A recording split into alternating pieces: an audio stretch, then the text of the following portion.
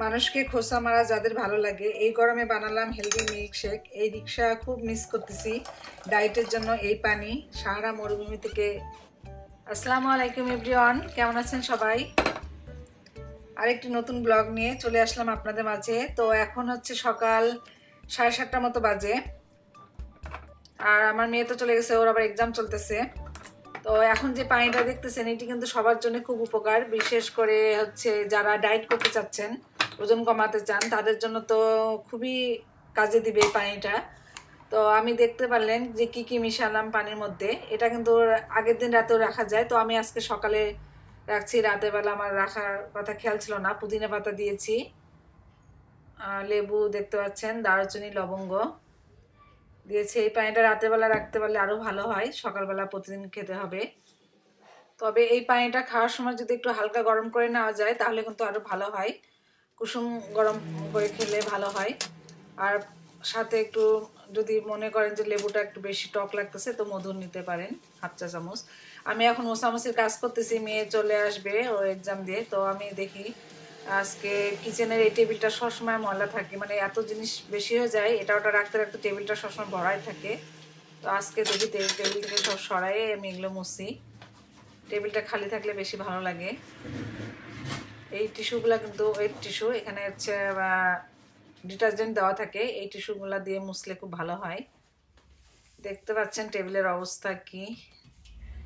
এখন আমি টেবিল ক্লথটা তুলে মুছলাম, এত ধুলার, মানে রাস্তার পাশে বাসা হলে এত অসুবিধা হয়, মানে প্রচুর ধুলা, কি পরিমাণ যে ধুলা জমেছে।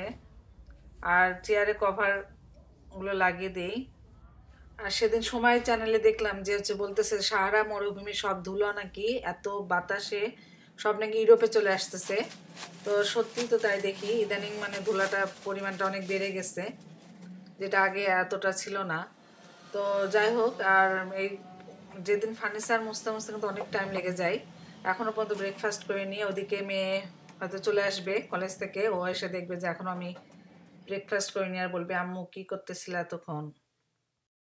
আর এই সেই রিক্সা, এই রিক্সা তোমাকে খুব মিস করতেছি। রিক্সা চড়া, রিক্সায় যে কত স্মৃতি আছে, বিশেষ করে স্টুডেন্ট অবস্থায় এই রিক্সায় আমরা 4 জন যখন উঠতাম খুব মজা হতো।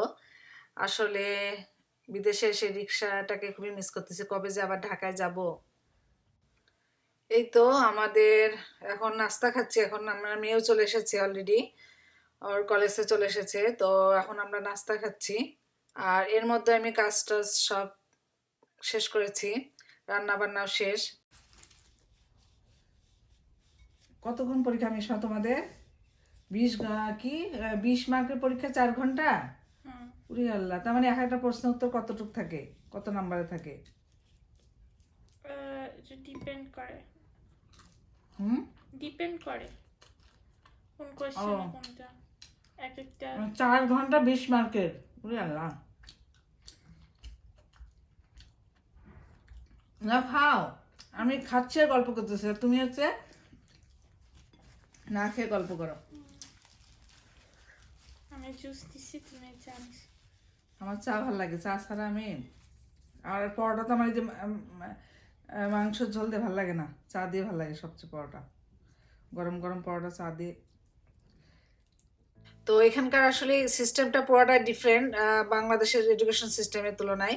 এখানে আপনার হচ্ছে যে 20 মার্কের পরীক্ষা দিল আজকে, কিন্তু 4 ঘন্টা ধরে, 8টা থেকে দুপুর 12টার মতো পরীক্ষা দিয়েছে। তো এই আর কি। আমার হচ্ছে একটা ভিডিওতে আমি শেয়ার করেছি ইউরোপের পড়াশোনার বিষয়ে সিস্টেম নিয়ে, তো আপনার ইচ্ছা হলে দেখে আসতে পারেন ওই ভিডিওটি। আসলে কিছু কিছু মানুষ আছে যারা খোঁচা মেরে কথা বলতে খুব পছন্দ করে, তারা কারো ভালো তো দেখতেই পায় না, আবার সব কিছুতেই নেগেটিভ সাইডগুলোকে তুলে ধরে। আসলে সব জিনিসে তো ভালো মন্দ দুটোই আছে। কোনো কথা, ভালো কোনো কিছুকে মধ্যে, তার মধ্যে আছে নেগেটিভ জিনিসটাকে তুলে ধরে। আসলে ঠাস করে দেখা যাচ্ছে আপনি একটা ভালো কিছু বললেন, সেটার মধ্যে ঠাস করে একটা কথা বলা, নেগেটিভ কোনো কথা বলাটাকে আসলে ক্রেডিট না।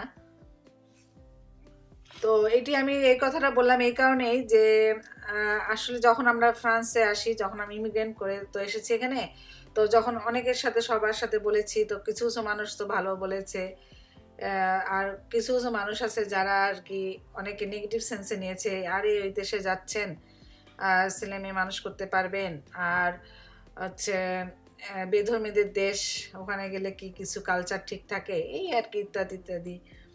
তো এই অবস্থা। আসলে এটা সবার আর কি যার যার রুচি, পার্সোনালিটি তার কাছে। আপনি কি পোশাক পরবেন এটা আসলে ডিপেন্ড করে কোনো দেশ বলে না, নিজের উপরই ডিপেন্ড করে। বাংলাদেশও তো এখন দেখি যে বাংলাদেশের যে অবস্থা, শর্ট ড্রেস সব জায়গায়, মানে বোঝা যায় না দেশে আছি না দেশে বাইরে আছি। সেদিন আমার ছোট বোন বলতেছিল আর কি, ও বলতেছিল যে ছোট আপু তুই তো ভিডিওগুলো দেশ অত তো দেখি না যে শর্ট ড্রেস, সবাই সব তো দেখি যে শীতের মধ্যে ফুল ড্রেস পরেই থাকে, সবাই লং ড্রেস পরেই থাকে। তো আমি বলতেছিলাম আসলে ভালো মন্দ শর্ট ড্রেস সব জায়গায় সবাই পরে, যার যার ইচ্ছা। বাংলাদেশেও তো এরকম ইদানিং অনেক সবাই শর্ট ড্রেস পরতেছে। তো এই অবস্থা। আসলে যার যার পার্সোনালিটি তার কাছে, যার যেটা পছন্দ। এখানে আপনি বোরকা পরলে কোনো সমস্যা নাই, আবার শর্ট ড্রেস পরলেও কোনো সমস্যা নাই।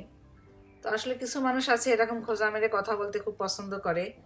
তো আর তাদেরকে আবার বলেন ভিসা দিয়ে দেন, তারা দেখা যাচ্ছে আবার চলে আসবে আগেই। তো এখন আমি একটু মিল্কশেক করে দিব আমার মেয়েকে, তো আমিও খাবো। এটা কিন্তু খুবই ভালো।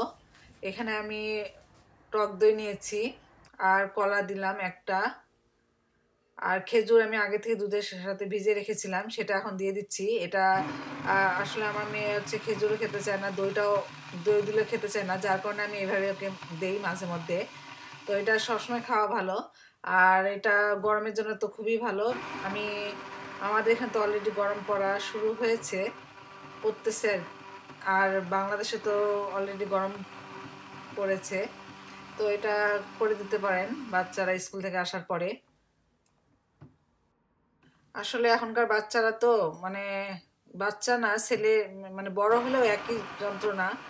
একবার কলা দিলে দুধ খেতে চাবে না, আবার দই দিলে বলবে খেয়েছি। তো আমি এই বুদ্ধিটা করি, একসাথে সব দেওয়ার চেষ্টা করি, মিক্সড করে দিই, যাতে সব কিছু একসাথে ভিটামিনটা আর কি হয়ে যায় খাওয়া।